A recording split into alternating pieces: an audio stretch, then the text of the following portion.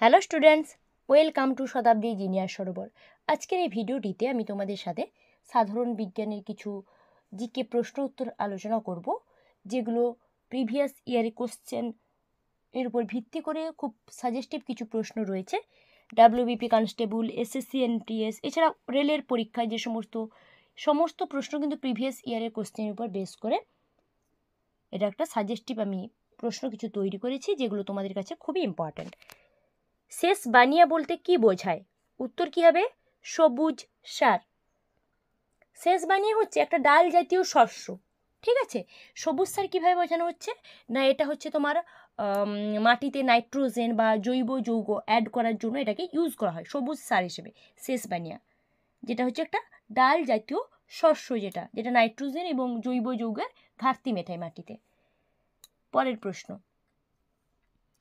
কোন জীবের নিউক্লিয় পর্দা অনুপস্থিত? নিউক্লিয় পর্দা অনুপস্থিত কোন জীবের? আচ্ছা, এ প্রশ্নগুলো কিন্তু প্রিভিয়াস ইয়ার নয়, এগুলো শুধুমাত্র এমনি এমসিকিউ। এছাড়া প্রিভিয়াস ইয়ারের কোশ্চেন পরে রয়েছে। উত্তর হচ্ছে তোমার নস্টক। যেটা হচ্ছে নস্টক কি না, নস্টক হচ্ছে তোমার সায়ানোব্যাকটেরিয়ার একটি প্রজাতি। নস্টক যেটা হচ্ছে সায়ানোব্যাকটেরিয়ার এক প্রকার প্রজাতি, যেটা নিউক্লিয় পর্দা অনুপস্থিত। পরের প্রশ্ন, জিএম চাল কোন ভিটামিন সমৃদ্ধ? জিএম চাল কোন ভিটামিন সমৃদ্ধ? উত্তর কি হবে? উত্তর হচ্ছে ভিটামিন এ সমৃদ্ধ। জিএম চাল যেটা হচ্ছে তোমার ভিটামিন এ সমৃদ্ধ, ঠিক আছে।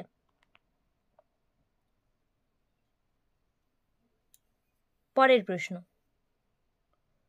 ভ্রাম্যমাণ জেনেটিক উপাদান কোনটি? যেটাকে তোমার জাম্পিং জিনও বলা হচ্ছে, ভ্রাম্যমাণ জেনেটিক উপাদান বা জাম্পিং জিন বলা হয়। উত্তর হচ্ছে ট্রান্সপোষণ, যেটাকে জাম্পিং জিন বলা হচ্ছে বা ভ্রাম্যমাণ জেনেটিক উপাদান হিসেবে যেটি পরিচিত, ট্রান্সপোষণ, ঠিক আছে। তাহলে প্রশ্নে জাম্পিং জিন থাকলেও ট্রান্সপোষণ হবে, আবার ভ্রাম্যমাণ জেনেটিক উপাদান থাকলেও একই উত্তর হবে। পরের প্রশ্ন, কোন প্রাণীর রক্তে কোনো শ্বাসরঞ্জক থাকে না? রক্তে কোনো শ্বাসরঞ্জক থাকে না। কোন প্রাণীর রক্তে শ্বাসরঞ্জক অনুপস্থিত বা শ্বাসরঞ্জক থাকে না? উত্তর কি হবে বলো তো? উত্তর হচ্ছে আরশোলা, ঠিক আছে। আরশোলার রক্তে কোনো প্রকার শ্বাসরঞ্জক থাকে না, শ্বাসরঞ্জক অনুপস্থিত। পরের প্রশ্ন, মানুষের রক্ত কি প্রকৃতির? মানুষের রক্ত কি প্রকৃতির? উত্তর হচ্ছে মৃদু ক্ষারীয়। মানুষের রক্ত হচ্ছে মৃদু ক্ষারীয় প্রকৃতির, ঠিক আছে।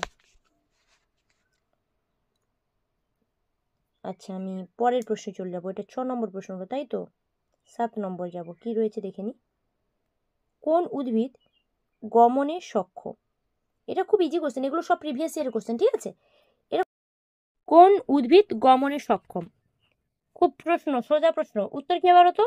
উত্তর হচ্ছে ক্ল্যামাইডোমোনাস, যেটা হচ্ছে গমনে সক্ষম, ক্ল্যামাইডোমোনাস, ঠিক আছে। চলো পরের প্রশ্ন যাব আমি, ঠিক আছে, দেখে নেবো। 8 নম্বর প্রশ্ন, সবাত শ্বসনে আর কিউ এর মান কত? আর কিউ কি তোমরা সবাই জানো? আচ্ছা, সবাত শ্বসনে, সবাত শ্বসন অবাত শ্বসন রয়েছে, তার মধ্যে সবাত শ্বসনে আর কিউর মান কত? কি হবে আনসার? আনসার 1 হবে। সবাত শ্বসনে আর কিউর মান হচ্ছে 1, ঠিক আছে। চলো পরের প্রশ্ন চলে যাই, কি রয়েছে আমি দেখে নেবো। 9 নম্বর প্রশ্ন, জলের অস্থায়ী কঠোরতার কারণ হিসেবে কারণ কিসের উপস্থিতি? অস্থায়ী কঠোরতা কারণ বা কোন কিসের কারণে অস্থায়ী কঠোরতা দেখা যায়, কিসের উপস্থিতিতে? উত্তর কি হবে না, ক্যালসিয়াম বাইকার্বনেট। ক্যালসিয়াম বাইকার্বনেটের উপস্থিতি হচ্ছে জলের অস্থায়ী কঠোরতার জন্য দায়ী, বুঝতে পেরেছো? পরের প্রশ্ন, শুদ্ধ আয়োডিনের বর্ণ কেমন? শুদ্ধ আয়োডিন। আচ্ছা, আমি এখানে একটু বলি, অনেকে হচ্ছে তোমার কি করে বলো তো, কালো করে, যে আয়োডিনের বর্ণ হচ্ছে কালো, কিন্তু কালো কিন্তু সঠিক উত্তর নয়। শুদ্ধ আয়োডিনের বর্ণ কেমন না তোমার পার্পেল টাইপ, মানে ধূসর বা বেগুনি যেটাকে বলা হচ্ছে, ঠিক আছে, পার্পেল টাইপের। তো ওই ধরনের কালারই হয়, ধূসর বা বেগুনি বলতে পারো। শুদ্ধ আয়োডিন যেটা হচ্ছে এক প্রকার কঠিন পদার্থ, আয়োডিন এক প্রকার কঠিন পদার্থ। তো শুদ্ধ আয়োডিনের বর্ণ হচ্ছে ধূসর বা বেগুনি রং, যেটা হচ্ছে সঠিক অ্যান্সার হবে।